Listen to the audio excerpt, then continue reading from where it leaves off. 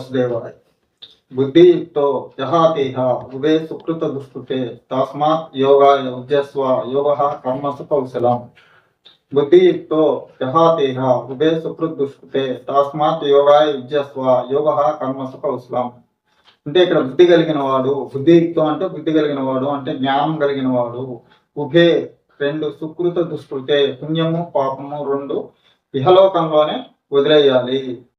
తస్మాత్ అందుకే యోగాయ ఉజ్జస్వ యోగాన్ని సాధన చేయాలి.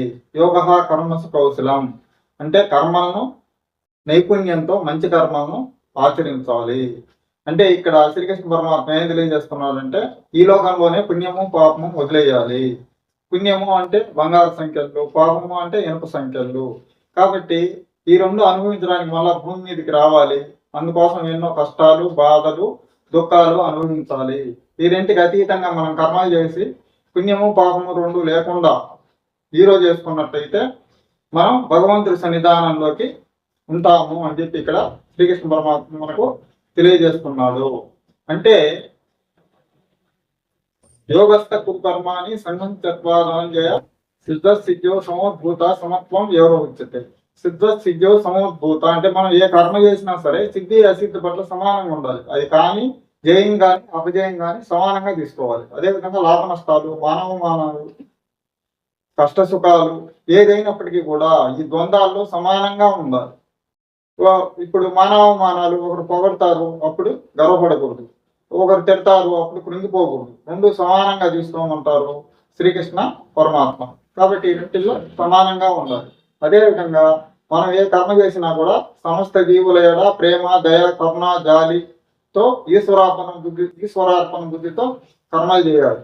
అంటే సమాజ శ్రేయస్సు కోసం మంచి కర్మలు చేయాలి. అది ఏ కర్మ చేసినప్పటికీ కూడా. అంటే నిష్కామ కర్మ అంటే సమిష్టి కళ్యాణం కోసం, లోక కళ్యాణం కోసం కర్మలు చేయాలి. ఇప్పుడు ఒక తల్లి బిడ్డకు పాలిచ్చి పోషణ చూసి పెంచుతుంది. ఆ తల్లి దగ్గరికి వెళ్ళి ఈ బిడ్డ పెద్దయ్యాక నిన్ను సరిగ్గా చూడదు, నిన్ను పట్టించుకోడు, ఈ బిడ్డ నువ్వు సరిగ్గా చూడొద్దు అంటే ఇంటుందా?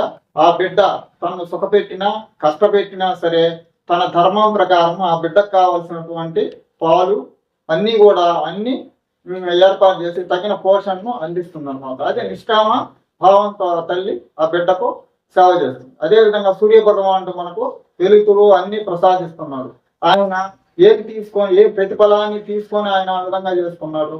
అదేవిధంగా చెట్లు నేలనిస్తున్నాయి, ఫలాలు ఇస్తున్నాయి, కానీ ఏ ప్రతిఫలాన్ని ఆశించలేదు.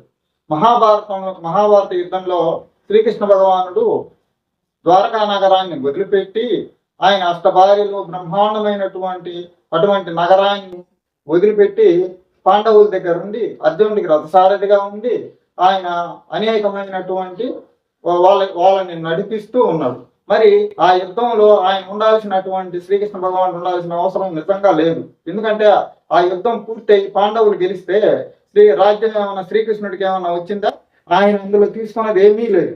ఆయన కేవలం ధర్మం కోసము, సమిష్టి కళ్యాణం కోసము, ప్రజా శ్రేయస్సు కోసం మాత్రమే ఆ విధంగా చేయడం జరిగింది.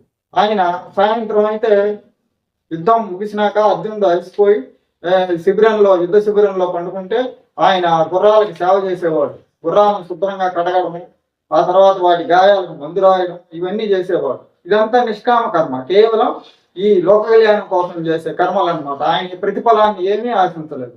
ఈ విధమైనటువంటి నిష్కామ కర్మలు చేస్తూ ప్రతి విషయంలో ద్వంద్వాలలో ఏదైనా సరే మానవమానాలు కానీ లాభ నష్టాలు కానీ ఏది జరిగినా దాన్ని సమానంగా తీసుకుంటూ ఉంటే ఈ పుణ్యము పాపము ఈ కర్మల్లో చిక్కుపోకుండా మనం భగవంతుడి సన్నిధానం చేస్తాము అని చెప్పి ఈ శ్లోకం ద్వారా శ్రీకృష్ణ పరమాత్మ మనకు తెలియజేస్తున్నాడు. ఓం నమో భగవతే వాసుదేవ.